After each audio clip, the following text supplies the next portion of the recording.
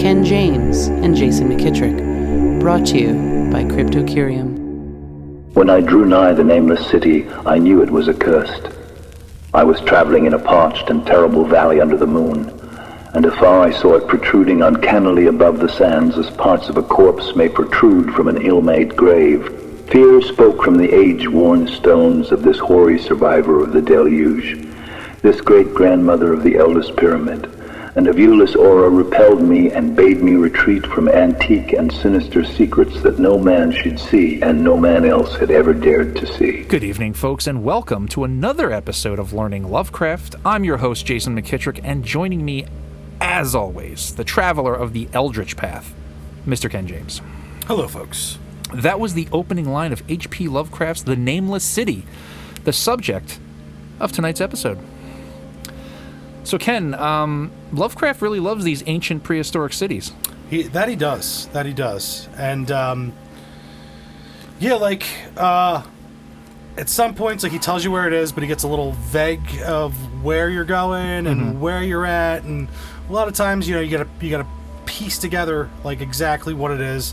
And he drops these little hints to you that it's not the pyramids, it's not those kind of different places, and because your mind a lot of times go there because the way he's describing things. So your brain, you're like, all right, we're in Indiana Jones territory here. We're in going to these places, and he loves them, and he does a very good job at making them seem pretty spooky. That he does. So before we dive into all that, this was written in January of 1921 and first published in the November 1921 issue of the amateur press journal, The Wolverine, once again. It was not part of Weapon X Project. Just to put that out there once again. Stupid. Now, another big thing about this story is that it is often considered the first story set in the Cthulhu mythos. So, because this podcast is known as Learning Lovecraft, I figured it was time to kind of give Ken a primer on what the Cthulhu mythos is. Yeah, learn me, Jay. So, the Cthulhu mythos. I'm sure you've heard it. I'm sure when you've been reading stuff for this podcast, or it was all I really knew going into it. Right. So I figured it was time to kind of define that in a loose way, because it'll get defined as we go along. Right. So, and I think that is kind of a big question, because it's, we will be answering that over the life of this podcast. But in short, it's kind of a subset of Lovecraft stories that involve the great old ones. Okay? They're a pantheon of ancient, powerful entities from the far reaches of the cosmos who once ruled Earth and have since fallen into this death-like sleep. Okay? Now, when we refer to this pantheon, right, this includes... There's kind of levels of these creatures. So you have these outer gods or outer ones, and that would include Azathoth, who occupies the center of the universe. And then also there's Yog-Sothoth, which we'll get to later, who's kind of represents time and space. And then also our buddy Nyarlathotep, who we spent some time with a few weeks ago. Yes, we did. And then we also have great old ones. Now, in that category, we have the most famous one, which is Cthulhu, who is imprisoned in the sunken city of R'lyeh. We'll get to that. Right. Tsathoggua, and Yig, the father of serpents. It's coming. And then we also have a lesser level of entities, and these are elder things, Shuggoths, the Migo, deep ones. They're still amazing and terrifying, and non-human, but they're less cosmic in scale. Yeah, they're more terrestrial. Very much so. So all of these stories are all connected by the involvement of or mention of these entities and creatures, and are not part of his early macabre tales, which we're kind of going through now, or part of his dreamland stories, although I think they do kind of cross. It's not very, it's not very concretely defined. It was almost after the fact that Lovecraft's kind of that these things were done after Lovecraft was done. They kind of define this. Right. So some of the stories that are included in the Cthulhu mythos, and these stories are what, like I've mentioned earlier in earlier episodes, like we're getting to the major tales in the Cthulhu mythos. That would include this first one, the Nameless City. However, Dagon and Nyarlathotep are also considered part of it. Okay. We've also got the Festival, the Call of Cthulhu, the Color Out of Space, Curse of Yig, the Dunwich Horror, the Whisperer in Darkness, At the Mountains of Madness, the Shadow over Innsmouth, Dreams in the Witch House, Thing on the Doorstep, Shadow Out of Time, Haunter of the Dark, and a few others. So that's. Are we getting to Dreams in the Witch House? Not yet. We've got a few more to go through before we get to before that one. That one's actually after Call of Cthulhu. The Call of Cthulhu kind of breaks it kind of like wide open and lays all this out, which we're going to get to, and that's the big one. So. Yeah, so these stories are all connected, like I said, and then in his lifetime, Lovecraft really only ever loosely defined the Cthulhu mythos. He actually didn't give it the name. That was given after he died by August Derleth, who we mentioned in Picture in the House. I think we talked about him a little bit. He kind of profited from some of Lovecraft's stories that were left over in his Commonplace book. He's a good guy, but also kind of not really for other reasons. Yeah. I remember you guys. Got into him. Yeah. We'll come back to him again for sure, but HPL referred to it as the Arkham Cycle and also as Yog-Sothothery. Yeah, sure. So, so that in a very general way kind of lays out what the Cthulhu mythos is. I don't want to get into too specific, but that'll give you an idea of like when I say, oh, this is one of the major tales of the Cthulhu mythos. Right. It's this, and it involves these entities, these creatures, and it's a good time all around. I had a good time with this story. Yeah, I'm glad. So, back to the Nameless City, right? The story opens with our narrator coming upon the Nameless City, which apparently is older than mankind and holds sinister secrets. That it does, my friend. Yeah. What'd you think right off the bat? Right off the bat, I was getting, at first I was getting that whole, the Mummy kind of vibe, I was getting, I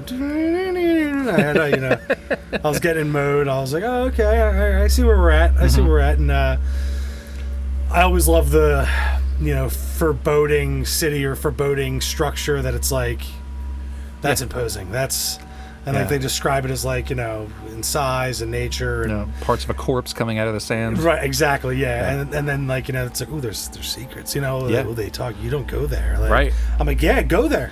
Right. Let's go. Right. Who's gonna go there? Right. Let me guess. You, the narrator, you're gonna go there. That sure is. I mean, what else are we doing here? Yeah, exactly. Exactly. And it's funny because they refer to it as the Nameless City, but this is actually based off of Irem, the City of Pillars. It's from I guess we could say Arabian folklore, but it's in the middle of the Rub al Khali Desert. It's the biggest desert in the world, and apparently it sits right at the center. It's got this almost like an El Dorado kind of theme. Okay. Kind of has an El Dorado kind of thing about it. It's this ancient hidden city. All these things whispered about it. Many people have tried to get to it, but of course it's in the center of the biggest desert in the world. It's like the city of Zinj. We are watching you. This is actually a sequel to... Absolutely true. This is actually a sequel to Arthur German. Wait till we get to the monkey part. Yeah. I only wish there was a sequel to that story. I'm sorry, we don't get back to any more madcap fun like that exactly. I'm sure. That story is unintentionally funny. Oh man, let's move on from it because I'll get stuck. Yeah, I know. So the city, like you said, it's whispered about around campfires, right? And then we get quite a passage after this because it lays some things out. It was of this place that Abdul al-Hazred, the mad poet, dreamed on the night before he sang his unexplainable couplet. That is not dead which can eternal lie, and with strange eons even death may die. Ken, do you realize the importance of this here? I remember them talking about this character in Dagon. I don't know the magnitude yet, but I'm starting to see something here. So Abdul al-Hazred, well, first, there's two major things going on here. So first, Abdul al-Hazred, he's the author of the Necronomicon. Right. We haven't gotten to that yet, but he has his character here. He brought him up, okay? Yes. And this famous quote, it almost sums up in a way, or starts off, I guess I should say, the Cthulhu mythos. And what is it really saying? Because this is actually, we come across this again in the Call of Cthulhu. Right. And to me, it essentially means that just because something is, dormant for what seems like centuries or eons, it doesn't mean that it's actually dead. And given the right circumstances or the right time, strange eons, even what seems to be dead might awaken or come alive. Okay. Right? Yes. So basically, to an immortal thing, what does time even mean? Right. It's what did it mean to you when you read it? Did it it meant like almost just things aren't what they seem. Like it's like what is death to death in a weird way. Like it's like you were saying with the whole like what is time to something immortal? What is death to something that can't die? Right. Like that kind of idea. Like it's just. It's this like it's a riddle that is just like it's a circle. It's like a weird. Yep. Yeah, I'm sure that gets probably repeated somewhere. I don't know. Yes. It's just it felt like a chant or a mantra type deal. Yes. And it was like, okay, I get it. It's No, and the fact that he even labels it as an unexplainable couplet is like, this is kind of a thing that you would imagine people have puzzled over. Sure. Yeah. Like, what is it? What does he mean by that? Yeah, it's like a thought loop. Right. And we'll get further explanation on that later down the road when we come to the Call of Cthulhu. I'm sure we will. You're gonna love that one. No big deal. So this narrator goes on to tell us that he waits. He's there outside of the city. He waits for night to pass and for morning to come, and as the sun's about to rise, this strange sandstorm kind of comes and goes, and he swears that he hears this weird kind of crash of musical metal. Yeah, it was like right. Okay, sandstorm. Right, Darude sandstorm. Do you think they read this story and then they just came up with that? Yes, that song. They were like, we want to make the music that he was hearing. Right. In the distance. If you don't know what we're talking about, just cut a little bit out in here. Yes, that's Darude sandstorm. Yeah. Howard would have loved it. Howard thought jazz was too crazy. Could you imagine? No. He's like, oh, yeah, my mind. Exactly. With harpsichords behind him. Yeah. Someone's crushing Darude sandstorm on a harpsichord right now. Of course they are. I gotta see if I can find that now. Yeah, absolutely. Yep.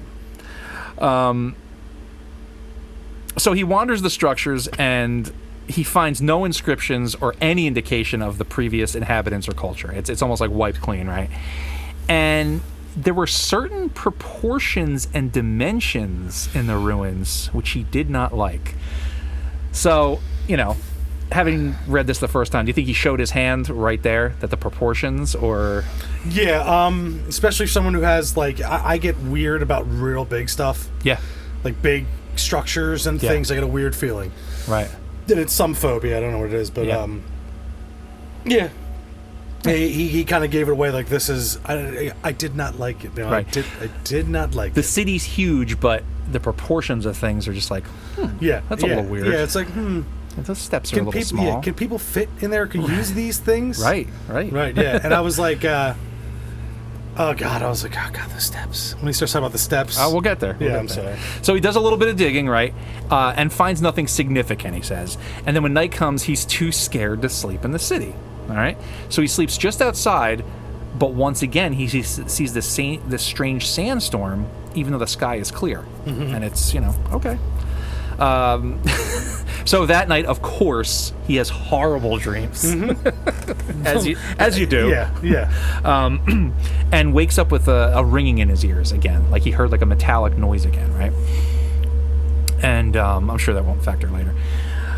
He returns again. Why would it? I mean, why would it? Why even put it in there? Yeah, right. He returns again to the city and does more digging and exploring, and he's reminded of something familiar. To myself, I pictured all the splendors of an age so distant that Chaldea could not recall it, and thought of Sarnath the Doomed that stood in the land of Mar when mankind was young, and of Ebe, that was carven of gray stone before mankind existed. I was like, hey, I know that place. Yeah, you're in the club now. Yeah, I was like, Sarnath? Yeah. Doom came there. Yeah. Exciting. I was like, whoa, blob creatures that are like oozy and gross. Ew. And No, I was like, Sarnath. And I just Sam Hyman. And that's the thing that you'll see going forward with Lovecraft. He'll do these callbacks to his previous stories, Right. which starts to build on this, right? Yeah, so you're like, oh, I know what happened at that place. Right. Yeah. And it reminds him of it. And I think that kind of does two things, and I'll talk about this later. But this is that verisimilitude thing that HPL loves to do going forward. He mixes his creations with real creations, Right. and then it starts to confuse things, right? Yeah. So you're like, wait. It's like, I thought Sarnath was fake. Mm-hmm. It's real? And he does Yeah. that, and he'll do that going going forward, and it has like a real effect. It was the first guerrilla marketing, Jay. It was. It was the first kind of guerrilla. Did you say marketing. gorilla again? Guerrilla marketing? Gorilla? Guerrilla. The Germans? Don't keep calling back to that story. So look, I know. that guy went to the Congo. I know. Yeah, and okay, all right. I know, man. It's hard to get over. I understand. You weren't ready for it. I wasn't. I by the end of it, I was like, this is probably the single greatest piece of literature Wow. ever written. Wow. You know, we're going to have to get some kind of T-shirt made or something. Something. I'm going to have to get a tattoo of something. I Facts don't know. concerning the late Arthur German and his family Yeah. is the greatest piece of American literature. Yeah. You might have people, they might disagree. I don't care. Fight me. I'll take you out like the gorilla that killed one of the Germans. No, I'm sorry. Right. Okay, It's fine. You're in. All right. I found my lane within that I really love. Hey man, I'm glad you found a lane. All right, so afterwards he comes to a new area with what seems to be little houses or temples carved into the rock, right? Yes. And he gets his trowel and he gets his little digging implements and he digs into them and Like a little kid at the beach. yeah, it's he's fun. there. Yeah, and then he makes some sandcastles Yeah. or whatever. He digs into them and finds altars and carvings, all strangely low to the ground. Yes. And he even says that it suggested forgotten rites of terrible, revolting, and inexplicable nature. Yeah. And you Yeah, gotta, do.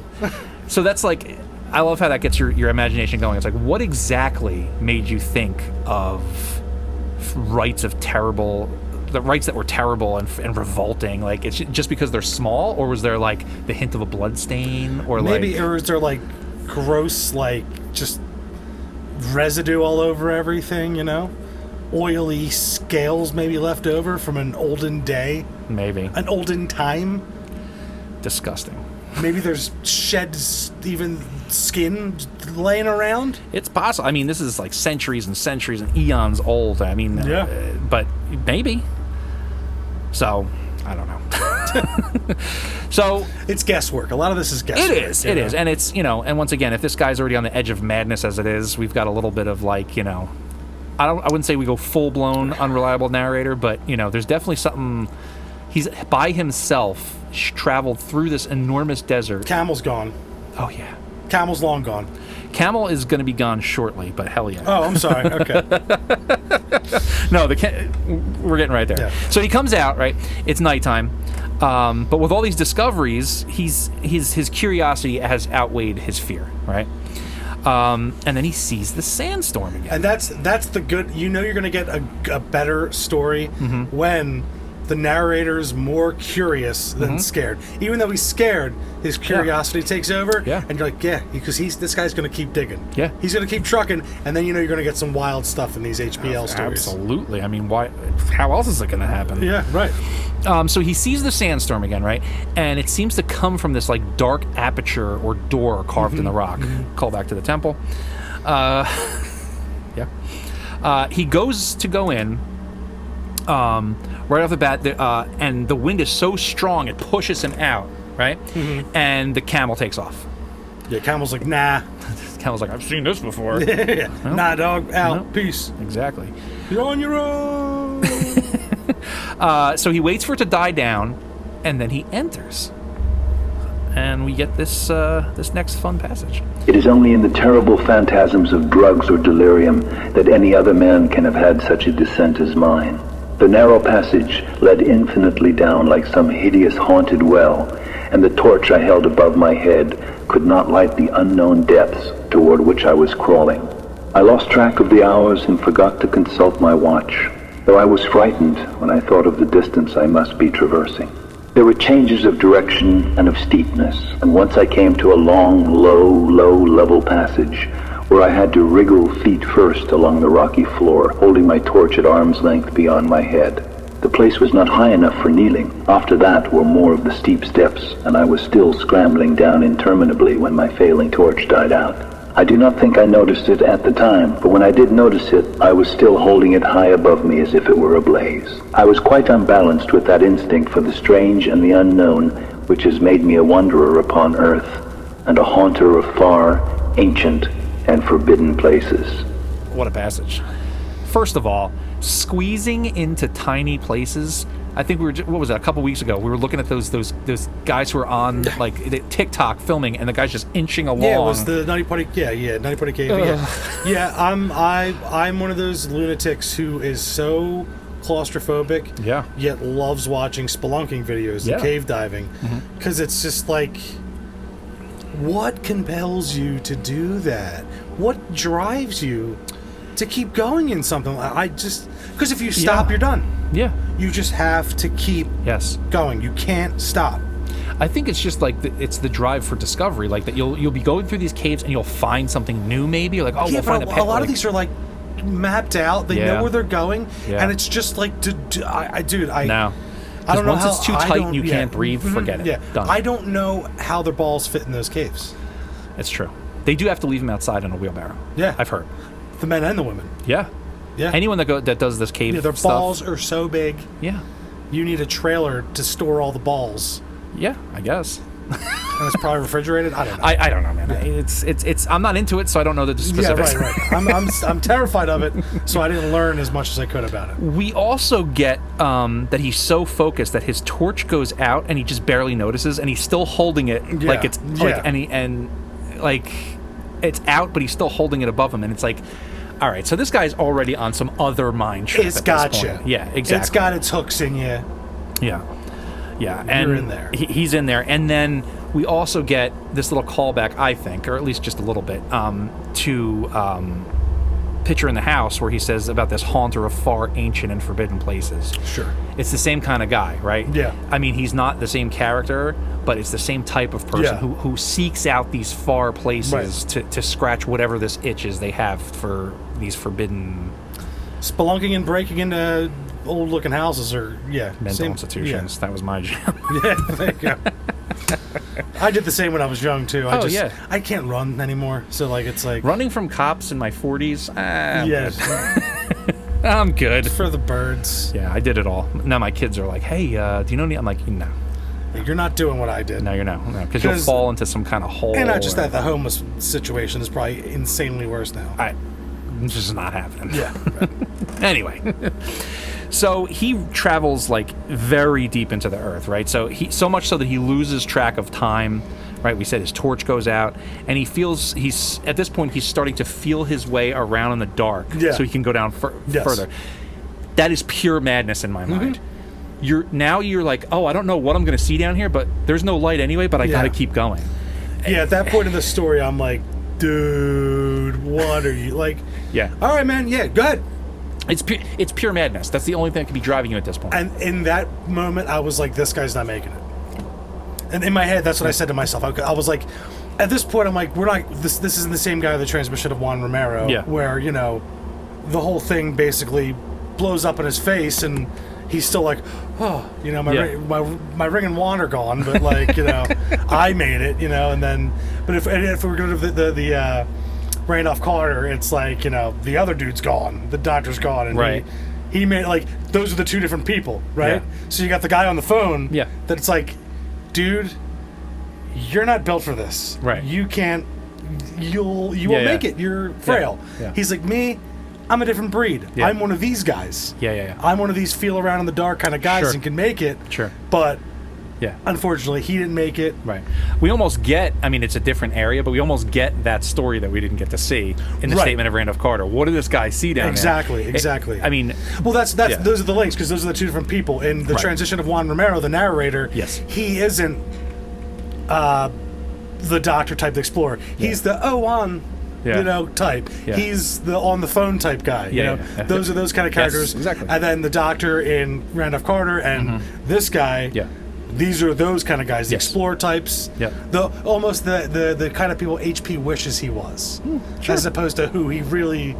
He's the guy on the phone, like. I don't know. I'll write it down. Yeah, I'll write it. Yeah. I'll keep notes, very detailed notes for you, sir. Right. If any of that made sense, guys. No, it totally makes sense. Okay. So as he's feeling around in the dark, he starts to feel something that shouldn't be down there, right? There's these cases that he feels like they're cases made out of wood, and there's glass. Yeah. And this freaks him out because what are these things doing down here? Yes. Wood and glass cases. It's almost like it's something you would see in a museum or something. Right. And the fact that this is down here is like... that is the thing that kind of starts to turn his mind, which, okay. But thankfully, as he's crawling along, touching these glass cases with the wood, he starts to see this faint glow in the darkness. Yes, he does. And we're hit with two things, right? So first, he sees that the walls are covered in these amazingly detailed relief sculptures. Right. And then, what's the next thing that we see? We learn that these wooden cases with glasses, it's basically coffins. Right. With the remains of these reptile people? Yeah. The mummified remains, apparently. Yeah. I was going to go through the description, but let's have how Howard laid it out first, and then we'll give it a talk. Yeah. To convey any idea of these monstrosities is impossible. They were of the reptile kind, with body lines suggesting sometimes the crocodile, sometimes the seal, but more often nothing of which either the naturalist or the paleontologist ever heard. In size they approximated a small man, and their forelegs bore delicate and evidently flexible feet, curiously like human hands and fingers. But strangest of all were their heads, which presented a contour violating all known biological principles. To nothing can such things be well compared. In one flash I thought of comparisons as varied as the cat, the bulldog, the mythic satyr, and the human being. Not Jove himself had so colossal and protuberant a forehead, yet the horns and the noselessness, and the alligator, like jaw, placed the things outside all established categories. I debated for a time on the reality of the mummies, half suspecting they were artificial idols, but soon decided they were indeed some Paleogean species which had lived when the Nameless city was alive. To crown their grotesqueness, most of them were gorgeously enrobed in the costliest of fabrics and lavishly laden with ornaments of gold, jewels, and unknown shining metals. So, you kind of got like the back of like a seal with like kind of finny, because he says four legs, which would be arms. Yeah. Because hind, he doesn't mention legs because he says kind of like a seal or an alligator. So I'm kind of picturing there is no back legs. Maybe, and I think this is also he does this kind of like word salad sometimes when he's describing a creature, because I think he wants to put these pictures in your mind, not giving you on the page a definite like description, but at least gives you the impression where it's like it had all these things like a crocodile jaw and a horn, and like it crawls on all fours, and it has the front, but maybe it does slither behind. It's, you know, because that's how I took it. Like at points it's like an alligator, at points it's like a seal. Yeah. Then you get to the head where it's like the crocodile jaw. Yep, but then it has like a cat, bulldog, satyr, human being head. Yeah, with horns. Yeah. It's meant to give you weird things together, to almost like, you know, here's your brain, it's a cement mixer, I'm putting all these things in here, jumble it up, and whatever you kind of conjure from that, it's, you know, in my mind, it's almost like larger Fiji mermaids. You ever see the Fiji mermaids? Yeah, it's kind of like that. Right. I can see that. Kind of. Like with the back half, but then they would have an alligator jaw. Yeah. It's like, so they have the underbite like a bulldog and the alligator that comes out more. Yeah. And then they have the horns over top with the weird forehead. Yeah. And then it goes down to, like, I was thinking, like, almost like like frail, skinnier arms. Yeah, so they're able to like get around. They're obviously crawl. crawling down here, and they do their work with their forehands. Almost like the merman from Cabin in the Woods. Yeah, kind of. With horns. Kind of. I would go with that. But smaller. And reptilian. Yeah. So the too long didn't read version is ew. Yeah, gross. He was like, this is gross, and there's a lot of them. And to put it on top of it, to make it even worse, is that they have the finest they're of adorned. Clothing. Yeah. So it's like, not only are these disgusting creatures, but this is their civilization. Yeah. They were, they had jewels, they had robes, like they were... And a lot of them must have been important to whatever else buried them. Right. Because they're, sent to their forever tomb. Right. Finally adorned with the finest of breast milks. No, the finest of... Cambodian? Yeah, the finest of silks and materials and gold and... Yep. This is a weird thing. It is. This is a real weird thing for him to go, like, they went full Egyptian with a lot of them. Yeah, but way before Egypt. Yeah, right. Yep. So it's an undiscovered culture that was possibly more advanced than the Egyptians, but there's no record of it. Right, and also probably informed their stuff. Yeah, and even, maybe these kind of influence the idea of the Egyptian gods, even. Because he gives them that... You think of the gold, and you think of a reptilian look. You start also to think of all the different things. So it's like, this is a man, the heads of this, right. that. Yeah. So you have all those different things where it's like, oh, this could have been one of their gods. Right. And another thing that's a little weird that I thought about here is like the glass and the wood and the bottom. So like, it's like someone's almost coming to check on them. Maybe. You know what I mean? Like, I kind of like. Well, why would the glass be there? Because I think this is referencing the death-like sleep that they're in. Okay. I think maybe these are the oldest of, or maybe these are like the stage before they become what we get to in a little bit. Okay. Like they're in those cases, and maybe they're just maybe they come alive a gestation period, or maybe just once 100 years they kind of look around a little bit. No, nothing. Like Sarnath. Go back to sleep. Yeah. Like Sarnath, the maybe. The creatures are very similar in that state of what we get to. Okay. Yeah, and I think that's why he references this is making me think of Sarnath. Yeah. And it's like, oh well, because in Sarnath he's like you should probably think of Sarnath. That's how he really meant to say it.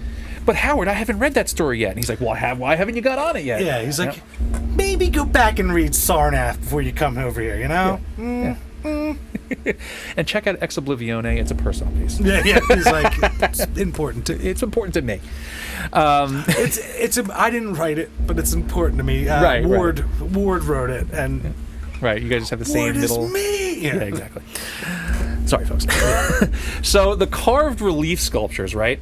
They tell the story of the reptilian creatures that used to inhabit in the city. Now, this is an important one because this is a motif he's going to use later in At the Mountains of Madness.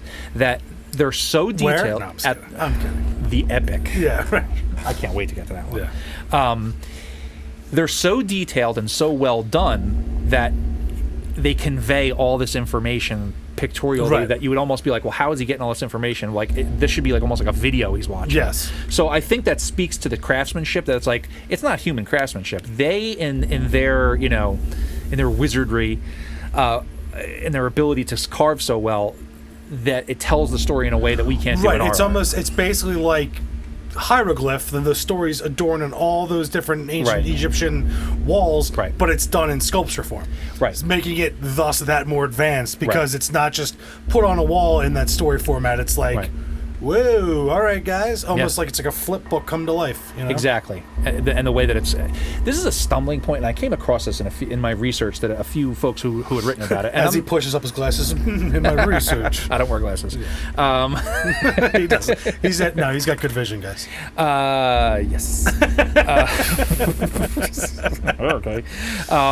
I came to a point where this in this story and then later in At the Mountains of Madness, this is like a stumbling point for some folks who study Lovecraft, and I don't see it as a stumbling point because I think it's supposed to tell you that their carvings are of such an advanced quality that it's not like ours. It almost becomes like, it's so amazing that to our eyes it almost comes alive. Yeah. You know? And I think that is the amazing part of it. And I've seen people say so many times, it's a sculpture. How's it going to convey all this stuff? Think about it like this. Think about it like, there's so many ways in my own mind that I went through it. Yeah.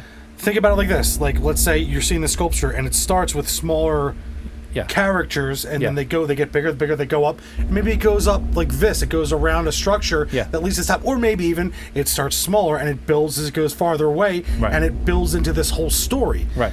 If you have an imagination of any kind, you can kind of start to make one in your brain, just like the creatures. Right. And I go that route too. Then I also think that whatever they are carving, like that they're able to carve it in a way that they almost look like they move. Like there's almost like they're so good that they're able to carve in stone and it almost does like a hologram. Right, as you move around right. And the shadows cast a different thing. Exactly. So like we got it. What are they? Come on. I don't know. The two people that said it are eminent, Lovecraft scholars, but that's my piece.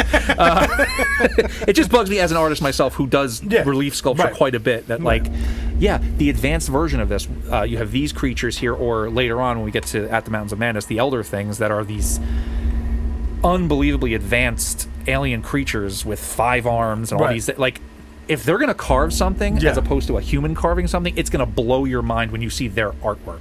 As a songwriter and audio engineer, I'm just kidding. I'm just kidding. Well, actually, they kind of go into that too, and we'll get to it. But like, that'd be like, here's your music, and you're doing great, and it's great stuff. Yeah. Imagine this alien creature that's so beyond us. What if that thing wants to make a song? Yeah, it's like all your cool 10 chords. Oh yeah, or whatever. chords. Here's my 5 arms with 150 fingers. Oh, you have.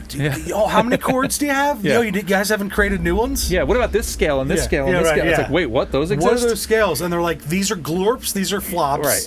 And this is a zip zap. Yeah, zip zap. Here's a glee plurp. Yeah. These are swandas. Yeah. But that's kind of the same thing. Like, there's our human version of this stuff, and then these creatures are so advanced that are so different that like their version of this stuff is just going to be completely mind blowing to us. So, just wanted to say that. Yes.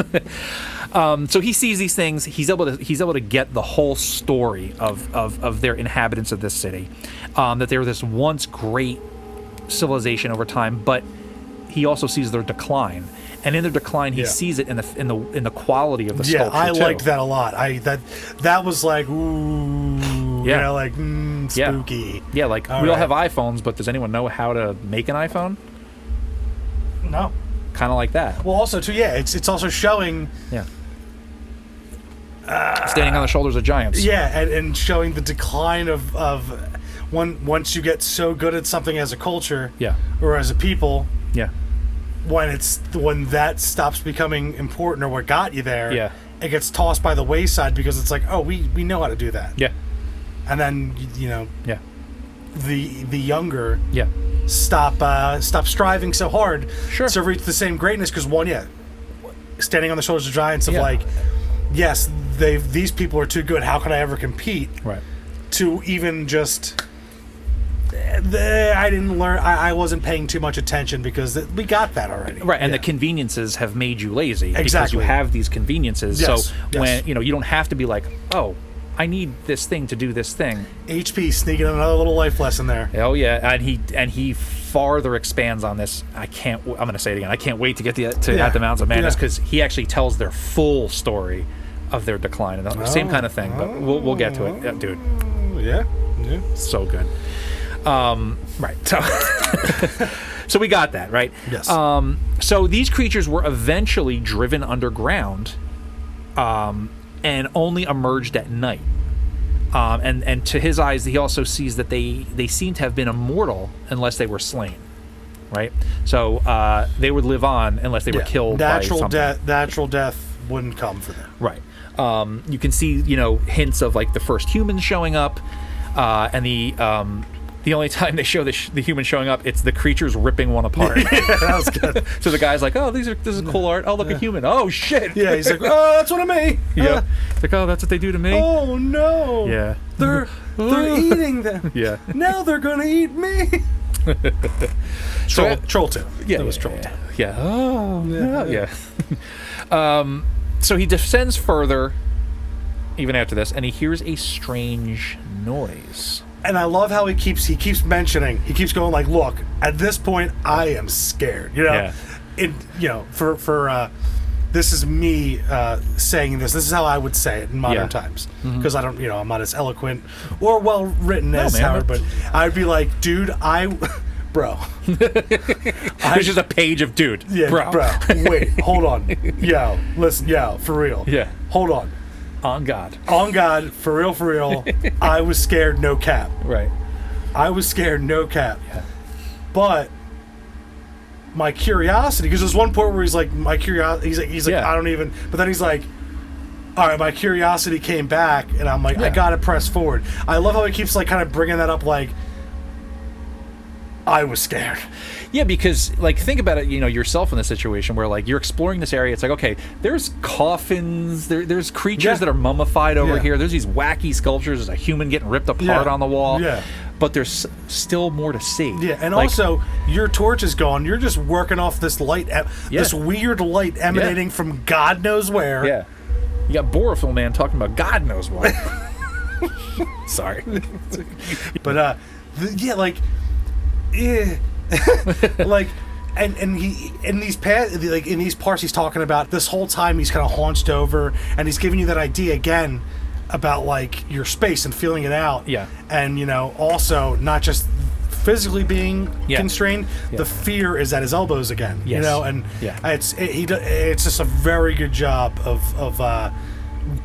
putting the picture in my mind of where he's at. Yeah. Right. Yeah. Uh-huh. And like I'm having it, back there are the coffins. Now he's in this art, almost gallery or exhibit of telling the story of these people. So because he kind of like entertains that for a minute too, where he's like, oh, did they put this down here? And he's like, but why did they make everything so small? And then he's like, well, maybe they were worshiping them, so it's making me crawl to like almost emulate the way that these creatures moved. Yeah. Like he kind of entertains that for a minute. Yeah. To make himself feel good. Yeah, to make himself feel good. And he also makes a point to notice that now he did just check his watch. And dawn is approaching. Yeah. He consulted.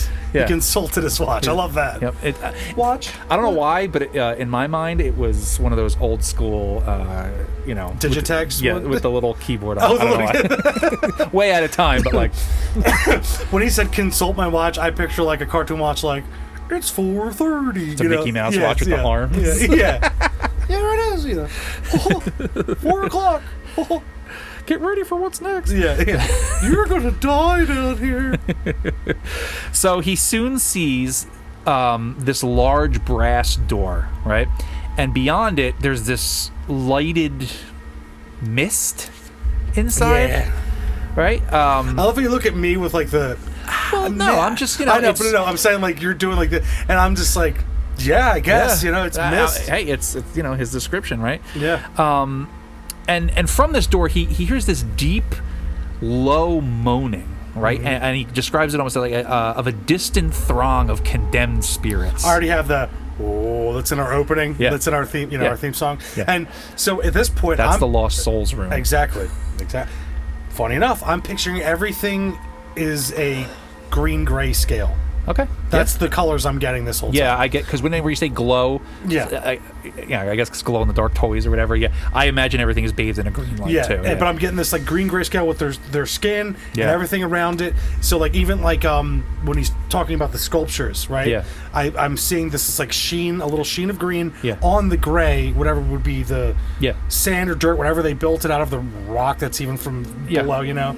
I'm just getting this like definite like this low like green gray, and it's like really unsettling, but and it's not so like flashy and like almost, I don't want to say fluorescent, but almost like, you know, it's not that like kind of too much glow, but it's just this like this is uncomfortable. It's gross. I almost feel like the air when even with the mist, like I feel like the stuff he's breathing in, it's like you're not gonna make it, buddy. Like this is bad. Yeah, no, it's definitely got that whole it's got bad news written all over it. The next sculpture is bad news.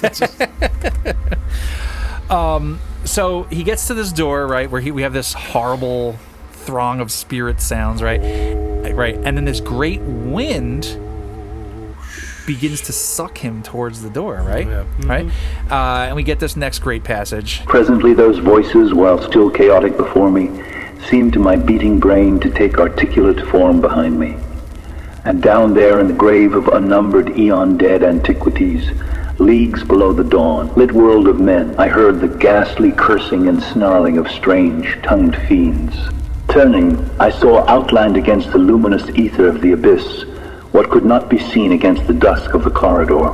A nightmare horde of rushing devils, hate, distorted, grotesquely panoplied, half-transparent, devils of a race no man might mistake, the crawling reptiles of the Nameless city. And as the wind died away, I was plunged into the ghoul, peopled blackness of earth's bowels. For behind the last of the creatures, the great brazen door clanged shut with a deafening peal of metallic music whose reverberations swelled out to the distant world to hail the rising sun as Memnon hails from the banks of the Nile. So it was just the Sierra sounds that he heard. No, but it's, you're like, oh god, yeah. And then so at this point he's telling the story from beyond the grave. You think? Has to be. It's like this is like a spirit telling us this, because he got sucked in the door, clanged behind him. Did it clang behind him or a clang before he got pulled in? Because what do we get every time? That's why he checks his watch. Lovecraft wants us to know that dawn is approaching. Okay. Right? And every morning when he wakes up, he hears that metal clang. So these things are out at night. Okay. Only. And when the sun comes up, that door shuts. So maybe as he's going in, they're retreating back to where it was, and by the time he got there, he was just on pace to catch them as they were all going back in. Yeah. See, okay, because at first I took it like he got shut. See, I think it could go both ways, because reading that, it's like he says, okay, so as the wind died away, I was plunged into the ghoul-peopled blackness of Earth's bowels. For behind the last of the creatures, the great brazen door clanged shut with a deafening peal of metallic music, whose reverberations swelled out to that distant world, blah, blah, blah, blah. So, is he being shut in with them? Or does, before he gets pulled all the way in, sun comes up, boom, shuts the door? Now the case can be made for both. Yeah. But the things going in the way of him being alive is, one, him telling the story. Right. And the thing going the other way is him saying he plunged into the blackness. Yeah, I mean, or does that just mean that he plunged, like it was pulling him, right? Door shuts, wind cuts off, and he's back into that room that he was in. But it's just darkness. And now he's just and there's no light. You're right. There's no light anymore. Right. The light's gone because the door's closed. And now he's got to feel his way back out. And now he's got to feel his way back out. Yeah. So it's terrible. It's just like those videos of like the people getting stuck in the Paris catacombs. Right. Like they're deep. They're hours deep. Yeah. Right. And then their flashlight goes out. I'm gonna go with that. I think I like that better, because I'm thinking, and you're right. Why would being plunged into the blackness be where the light's coming from? Right. Yeah. No, you're absolutely right. I like that better. Okay. But he made it out because he's telling us the story. Yes. But also it's kind of funny because like he almost gets, they almost got me, but I get poured into another horror because I got to crawl my ass out of here. Yeah, but there's the good part, though, is that we already know that this is that kind of guy. Yeah. We already know that he's willing to make that trek down those steps. Yeah. You know? He's like, I feel my way past these mummies. He's like, he's like, don't wake up. Ooh, I'm a big brave dog. I'm a big brave dog. Yep. Oh, God. Yeah, no. I'm way more into that. I think that is where he was going to, because why mention, the closing of the door? Yeah, I think you're absolutely right. It's one of those things. Once again, something saves the guy, like the lightning in and the Picture in the House. Yeah, the lightning comes in and saves him. Yeah, it's once again it's HP going, I'll save you. I'm a generous God. Yeah, exactly. He's like, you're in my world. Door shut. Yep. Now crawl out of the dark, peasant. Yeah. Crawl out of the dark, peasant. Sorry, that's it. No, that's a different good guy. It's all good. All right, man. Quite an adventure, right? It is, and it's once again, it was one of those ones where like the first one I was like, yeah, and this one I was like, yeah, baby, like all right, like dude, you get the whole the beginning. You're like, oh, there's a guy he's like, I got to go see what's up with this city. You know, know, it'd be kind of cool. I was actually thinking about when I was reading this, like, because we talk about this all the time. If this was a movie, right? I'd like to see the beforehand, like him at the bar and like, you know, whatever's the closest city to this, you know, that bar at like, you know, golden hour where it's like, you know, you got the sun coming in through the slats. He's like, and then he talks to there's an old Bedouin who may know what you're looking for. And then and then we have the beforehand, him making his way out there. And for some reason, the dude, Guado from episode 1's out, he's like, oh, and he's like flying. Oh, Watto? Watto, I mean, so yeah. Watto's, we got lots of that. Yeah, no, I sold your mother. You know, he's there for some reason. You're For like, some all right, reason. yeah. Good, but he's a little reptilian guy. He might know some stuff. Maybe. But no, I know exactly what you're saying. It's, but these, there's some like, all right, so the temple, that could be a movie. Yeah. Because you can draw it, you can do those things. Yeah. Arthur German, that could be a movie. And we want that. And we want that as a movie. I think this one and The Picture in the House, this goes for like an anthology movie. Okay, something like Trick or Treat, something like that, where these stories all go in. Right. But you got to do it right. You know, don't impose too much of your own stuff on it. That's the problem, and I know we've talked about that. That's the problem with every Lovecraftian adaptation. Yeah. Everyone wants to bring, let me put my spin on it. Yeah, it's like, no. Just tell the story. But like you were saying, like if you're going to do the temple, just make it World War II. Yes. Everything else is the same. You know, like you got to make them a Nazi because just to have them be the bad guys that we know that they are and do the whole thing. But this one, you could put little things in there because we already know what the story is. Like, have like, you know, if we show that bar or that area before, you know, someone has a Necronomicon, someone has this. They mentioned Abdul al-Hazred, maybe that was his city or where he lived or whatever. This would be a great story. And you know what? This could be an Indiana Jones story. Oh, absolutely. Yeah. Oh, absolutely, it could. That's. I was getting indie vibes the whole kind of time, and like, but the door closes and he's like, it belongs at a museum. But like right before the door closes, he pulls his hat and then the door clanks. Yeah. Yeah. And he gets out somehow. He gets out, and then in the movie version, the reptile creatures come to life. They break the glass. They come out, and he's got to fight all of them. Yeah. Yes. He's got to swing past them on his Yeah. Tremendous. It'd and then great. when he swings, it triggers some kind of mechanism that causes another door to start closing. Yeah. He's got to get past it and grab his Right. Yeah. And then they make 2 more that suck.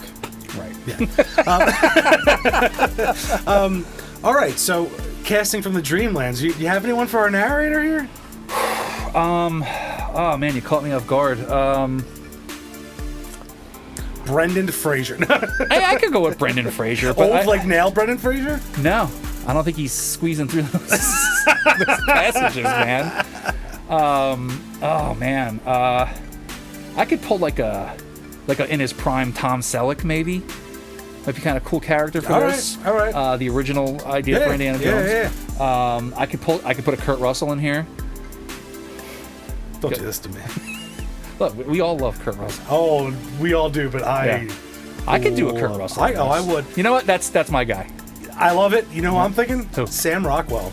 I like that. Think about him in like Moon, the way he Yeah, I could go like with that. his kind of like when he He's gets already shaky to begin with. Exactly, and he gets in those kind of roles where like things are dire. Like he But this character isn't shaky at all.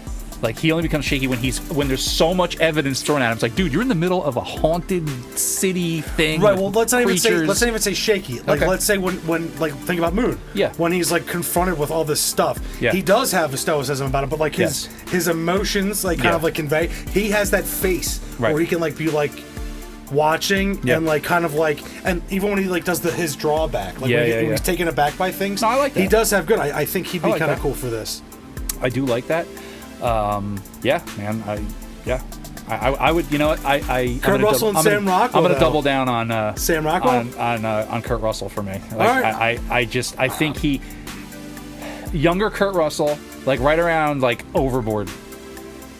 Prime Kurt Russell. Now we're talking. First of all, I'd watch a movie if every character was played by Kurt Russell wearing the same thing. I don't care. Oh, what, the tank top? No, just every character is the same guy wearing the same thing. Dusty leather jacket. Sure. And he comes in and he's like, hey, I'm your wife, I'm mad. And he's like, oh, don't be mad, honey. But it's just Kurt Russell. Right. In the same outfit. Just talking. Yeah.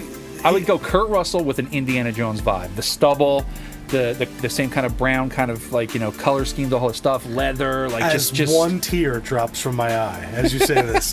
Dude, yeah, you're right. You're absolutely right. I'm even mad that I brought Sam Rockwell to the table. I should have just ended it with Kurt Russell. No, that's good, and I'm glad you brought it up, because if you've never seen the movie Moon, please do yourself a favor. Yeah. That is like a sleeper hit that not a lot of people know about. That is a sci-fi great movie. Yeah. Go in and don't look up anything about it. Just go watch it. Just go watch it. Yeah. It's you will enjoy it. I assure you. Yeah.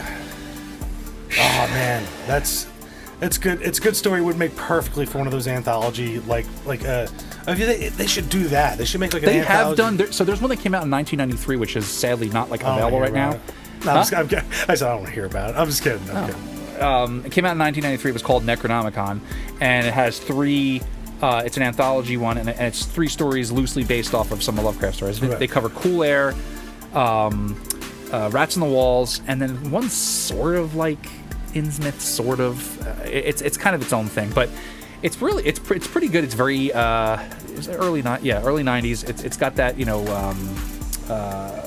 practical effects kind of way cool. about it. Yeah. It's a good one. It's hard to get a hold of these days. I'm waiting for please find it. I'm waiting for someone to upload it to YouTube or something. But they've done them before, but this, and then there's an overarching, like the buffers are Jeffrey Combs playing H.P. Lovecraft. Oh my god.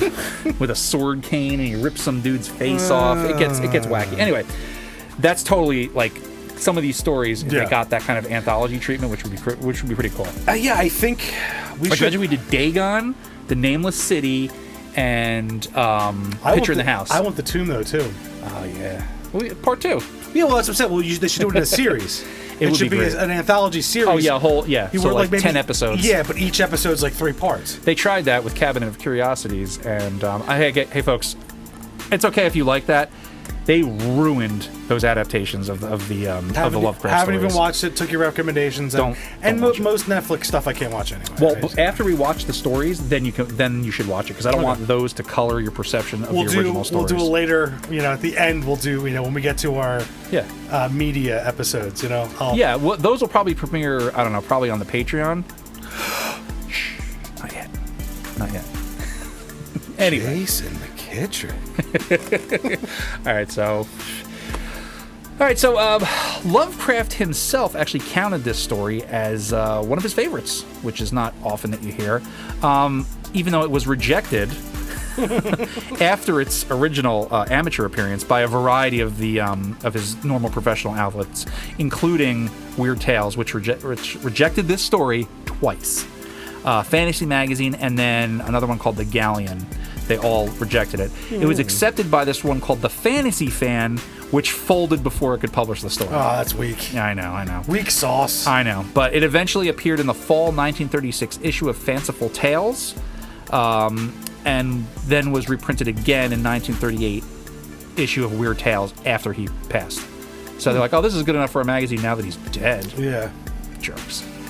So they were I'm sure they were all worried of a very strongly worded letter from Howard where he put like them in a story, and they're like, what is I fell into a crevasse? Where am I? He went to war with some of these publishers. I'm sure. And he actually expounded on it quite a bit in some of his personal letters with his friends. Like, I think we mentioned it before. He took it as like a personal insult if you wanted to edit any of his stories. Yeah. That'd be so funny to like receive like a personalized short story threat from H.P. Lovecraft. It arrives with a wax seal. Yeah. You break it. You're like, oh, what no. is this? You're like, as you open it, souls escape from the letter. And it smells like sandalwood. You're like, what is going on here? Yeah. And then you read it, and it's just like, the horrors unimaginable I am remiss to tell you about. But I must for the sake of, and he goes into like the whole like, I am an editor at so-and-so magazine, and he's my keyboard came alive and ate me. Like basically. That's the story. And then he's like, if you don't want this to happen, you publish my story.